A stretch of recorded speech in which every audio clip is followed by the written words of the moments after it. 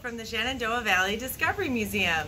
This week is all about adventures, so I thought we'd read a couple books that were all about fun adventures. Our first one is a Sesame Street book. Hopefully we've got some Sesame Street fans out there.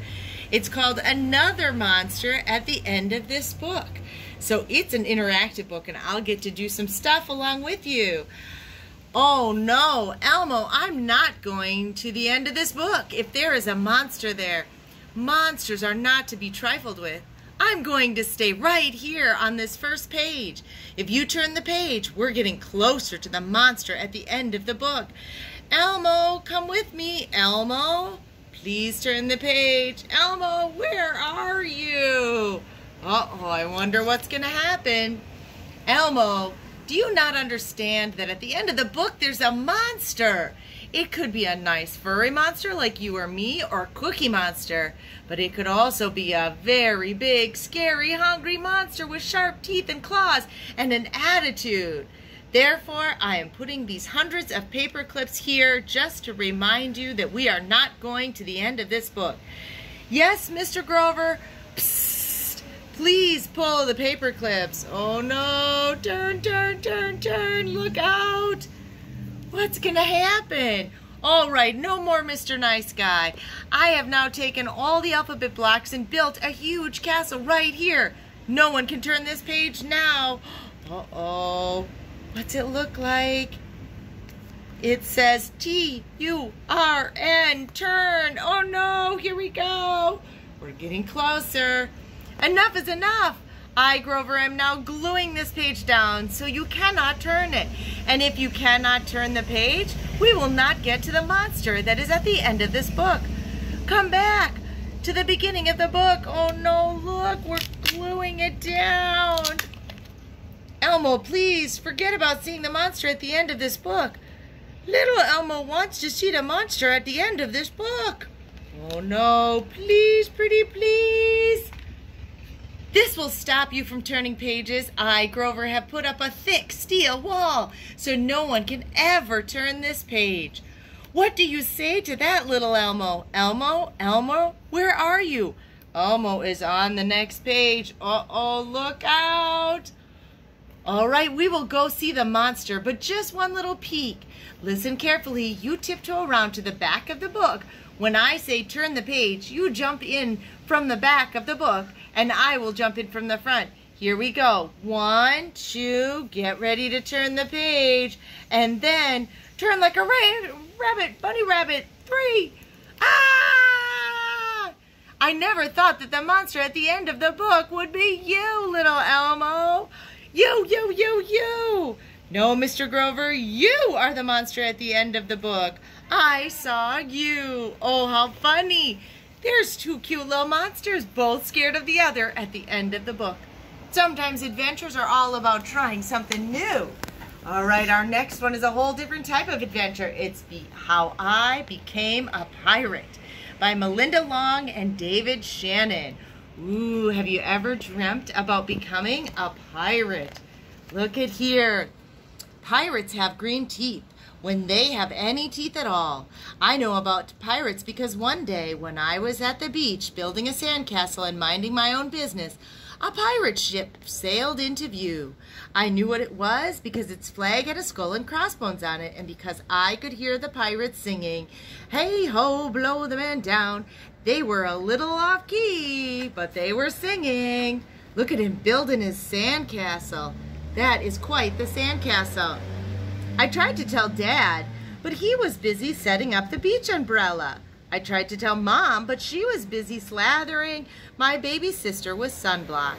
So I went back to my sandcastle, but I kept an eye on the pirates. By then, they were rowing to shore.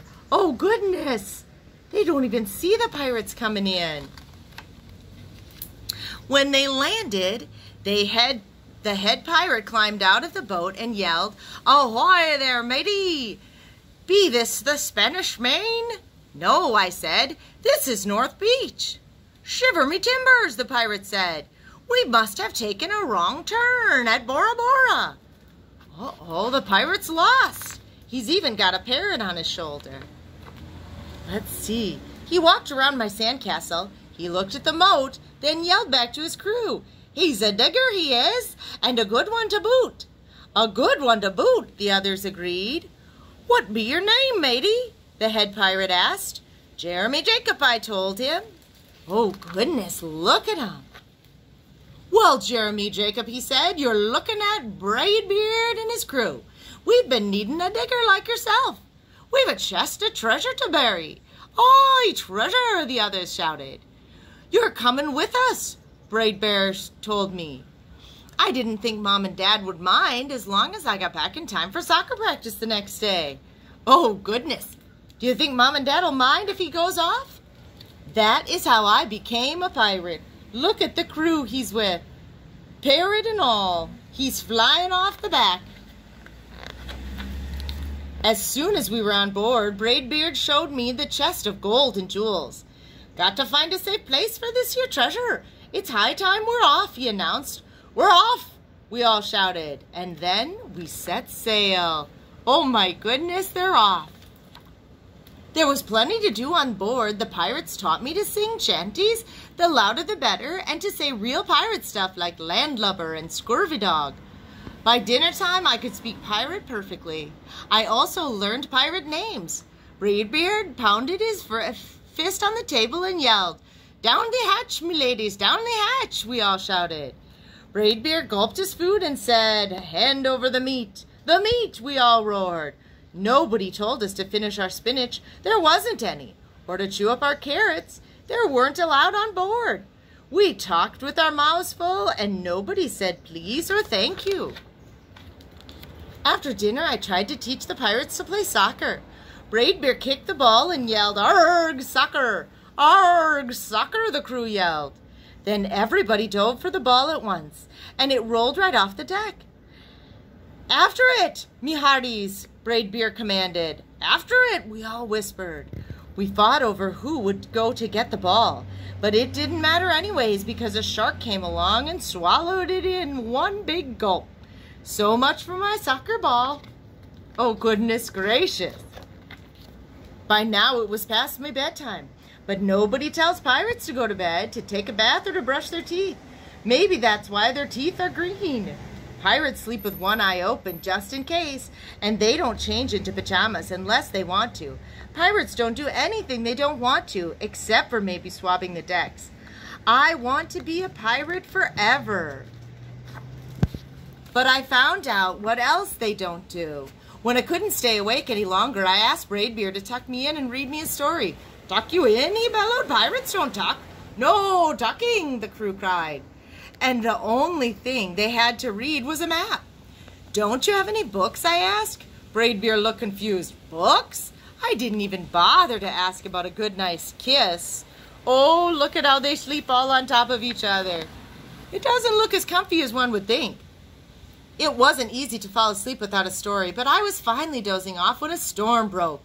Thunder boomed and lightning flashed. I tried to hide under the covers as waves slammed up against the ship. But I kept falling out of my hammock. I couldn't find anyone in the cabin. They were all on deck. "Lower the sails," Braidbeard shouted. "Batten down the hatches." Everybody ran around yelling and lowering and battening. Nobody had time to sit close and tell me it would be over soon. Nobody even noticed me. I decided that I didn't want to be a pirate after all. How scary. Just then, flash, crash, crack, lightning hit the mast and split it right down the middle. "What'll we do now?" yelled one of the pirates. "We'll have to turn back," called another. "But the treasure," hollered Braidbeard. "Where will we bury the treasure?" I stepped forward. "Maybe I can help," I shouted over the wind. "I think I know the perfect digging spot." When the storm was over, we rowed back to shore and buried the chest. We drew a map so that we could find the treasure again, but I don't think I'll need it. Oh, look. There's their map, the tree, the house, in Jacob's backyard. He's going to remember where it is. After the pirates prepared the ship and got ready to set sail, before they left, Braidbeard handed me a map and said, "You make a fine pirate, Jeremy Jacob. Guard that treasure well. We'll be back to get it soon enough." "Soon enough," the crew repeated. "And if you ever need us," Braidbeard added, "just run the Jolly Roger up the yonder pole." Up the yonder pole, the others shouted. And maybe I will, but not today. I have soccer practice. So even in all the adventures, home is a good place to be. See you next week with Storytime on Monday.